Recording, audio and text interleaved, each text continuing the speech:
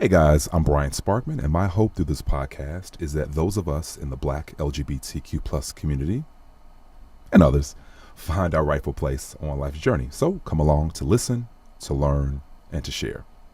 Our voices, our journey. More than just letters. Coming up next.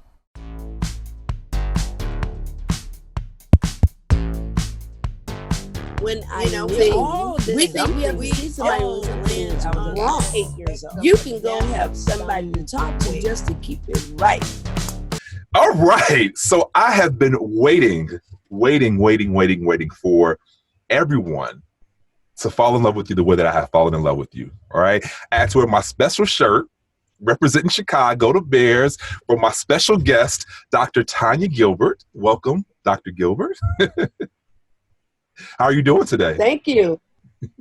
I'm doing great. I'm excited. I'm just really excited. Oh, love that. I love the energy. Love it. Absolutely. I'm feeling super excited myself. So, well, thank you for joining me. You know what we do?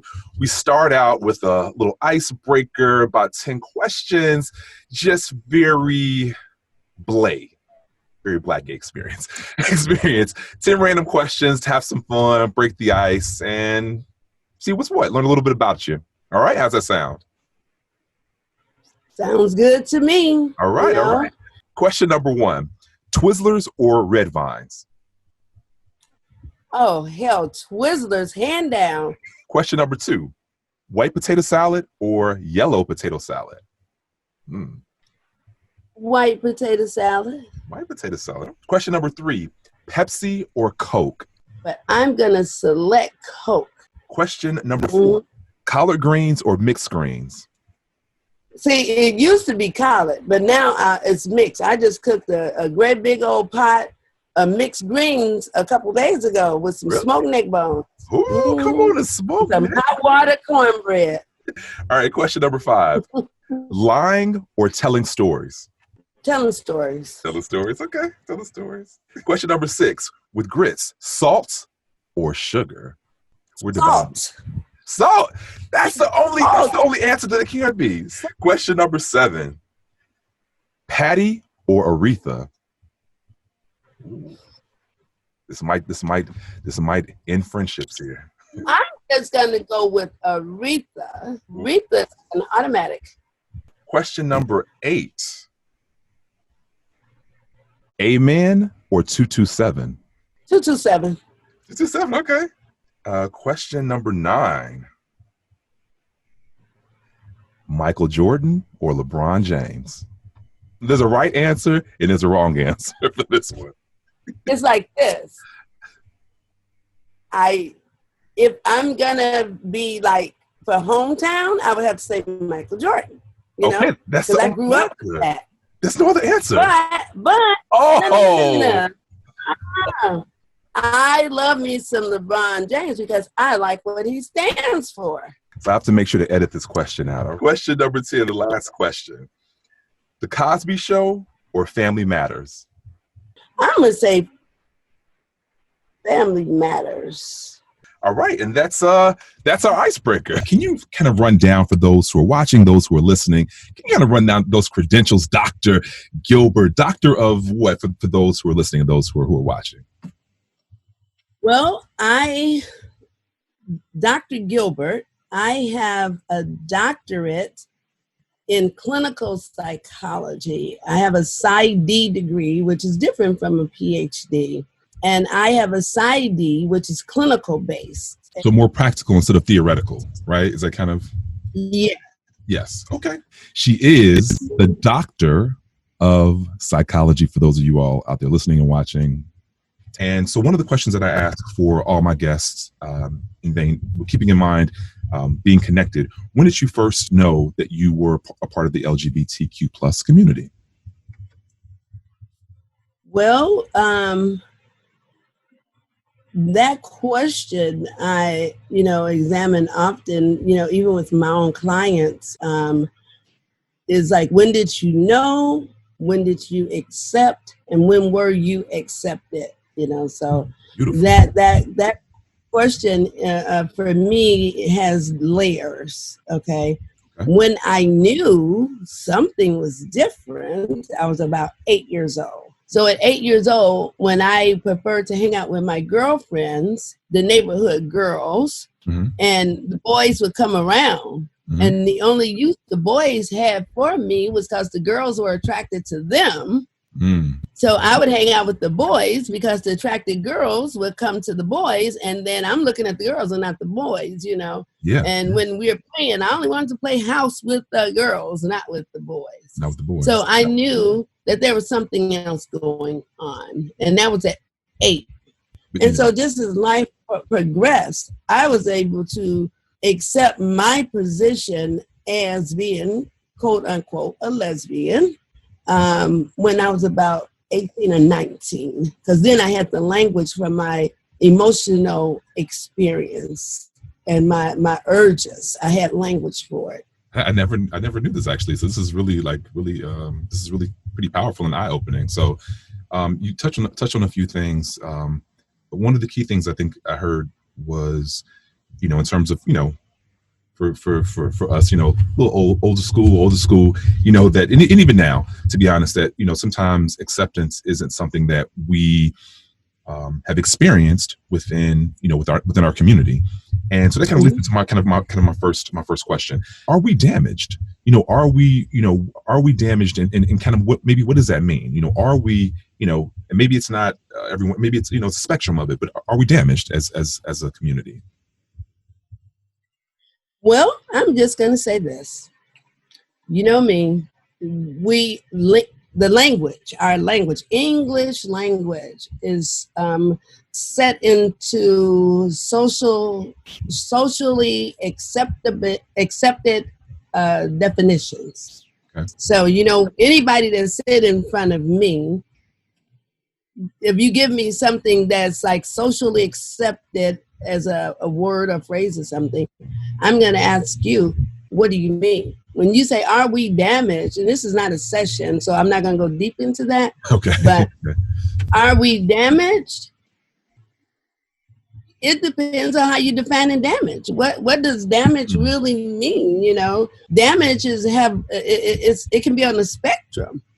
You can have a car accident and it's just a fender bender, and you can have a car accident and it's a total wreck.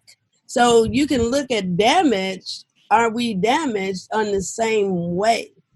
And if you are damaged, where are you on that spectrum, and how do you address the damage that has occurred? Because we're all in sameness. We're all damaged. We all land on that spectrum of damage somewhere. We all do. That's a good point that you bring up in terms of, how do we define it? I think a question I have, in response to that, how do we find out, how do we become aware of it? How do we know how do we recognize or know that we are? How do we start to kind of figure that out?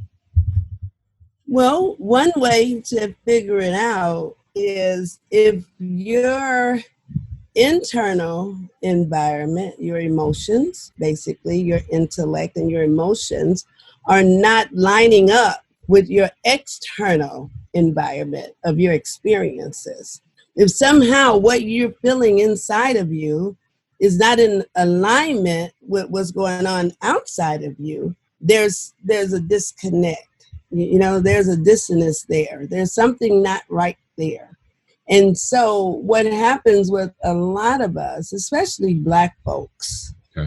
I'm going to just say Black folks first. Okay. Then I'm going to say the LGBTQ community next, because we're Black first. Okay. And in our community of Blackness, we've been taught to be tough and to, pull up yourself by your bootstring and do this and do this, and just let it happen, just go away. Absolutely. Also, then we come, and in our community, we have another layer of struggle. And so it intensifies the first layer of struggle that we now ignore even more and more about how our internal and our external environments are not matching.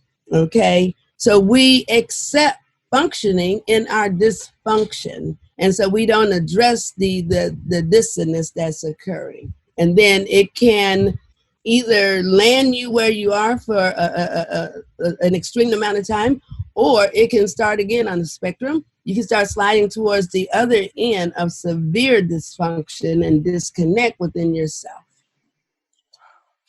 Make our dysfunction work for us. Make it work for us. Make it work for us. And in what ways? In what ways does that? Are there things that kind of manifest when that external and internal,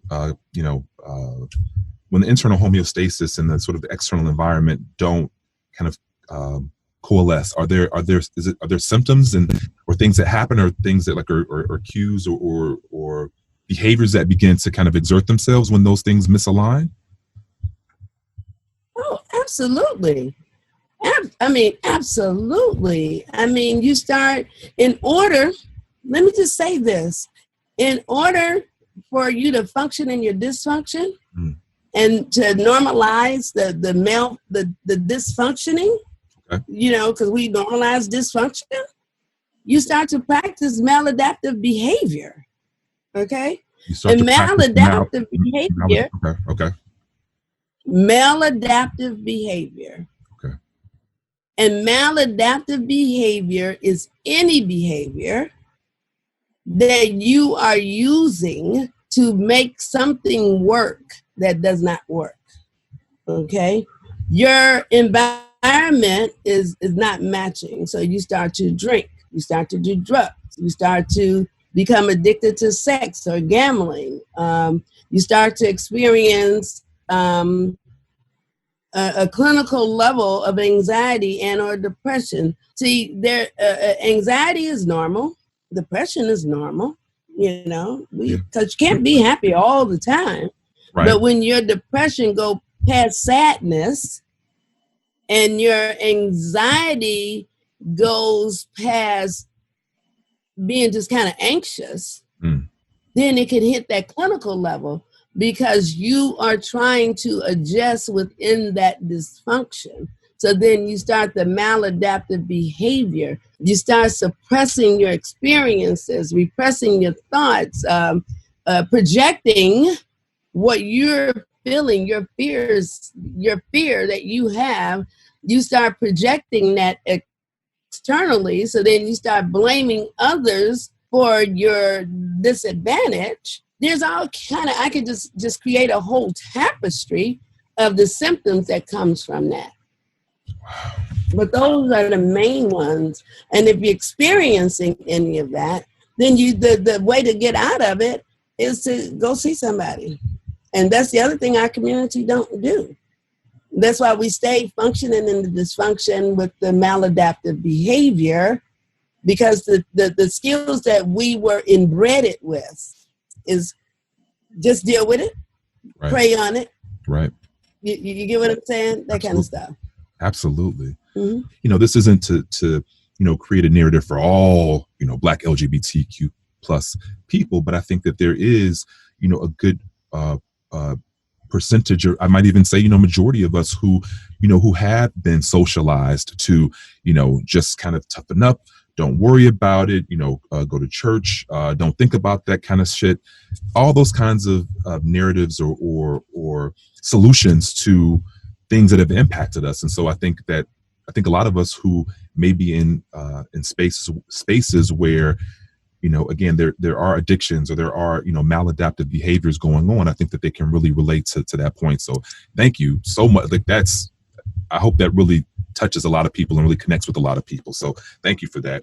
Let me just add this. Yeah. Can I just add something? Please. I know, I do some of the same things you do. We try to have a public platform where we share information. Yes. And when we're on our platform sharing information, we want to make sure that we're not making anyone feel attacked or egos bruised or anything. But it's very important that I'm going to say what I say. You're going to edit it out if you want to. Okay. But all of us, and I'm going to make a blanket statement because I've already said it happens on a spectrum. all of us Absolutely. function within some level of dysfunction. All of us. I don't care how much money you have, how old you are, what kind of family you come from. All of us function in some level of dysfunction because of the world that we live in, period. Just because of the world that we live in, I'm talking about this whole global society, it creates the space for all of us to function in some level of dysfunction. The key is, how do you respond to it? That's powerful. So all of us function in some level of dysfunction. And again, it's a spectrum, right? It is a spectrum. Spectrum. Yes. If your internal and your external environment, no matter where you are on the spectrum, does not match. And even when you do the work, let me just tell you, I've done the work. I have over 30-some years of doing the work on myself. 30-something years. I can't. Right. That's right. Yep. It doesn't end. So I want folks to know that working to build a self-alliance, there is not a place of arrival. It's a journey. It's the whole journey and tapestry of your life. As long as you are alive and you're breathing, something is going to happen that don't match. But again, it's how do you respond to it? Do you start jumping into maladaptive behavior? Or do you start into exploratory behavior? What's going on here? What do I need to do? And that's what makes us different individuals, because if it don't match, there's an issue. How you address the issue, you can hide it, run from it, or you can run towards it and deal with it. But trust you me, as long as we're alive and breathing, something is going to be there. Something is going to change. Then I get people say, well, why do I need to go to therapy then if there's always going to be a problem? You don't go to therapy because you have a problem all the time. You can go to therapy, a life coach, to help you not have a problem. Because once you develop the skills to be able to identify, remember the incongruence between the internal and the external environment, you start building that mental muscle of how to deal with it. That's how you become who you are. That's how I'm able to sit here and talk to you and tell you about this, because you build that mental muscle. That's what mental health really is, about building that mental muscle and how to respond to those external factors that might impact and affect our internal. Is that kind of summarize that? Okay, that's really so. Mental health is the ability to recognize and respond to the incongruencies in your internal and your external environment in a positive, productive manner. Once we got going, we couldn't stop. Part 2 coming up next.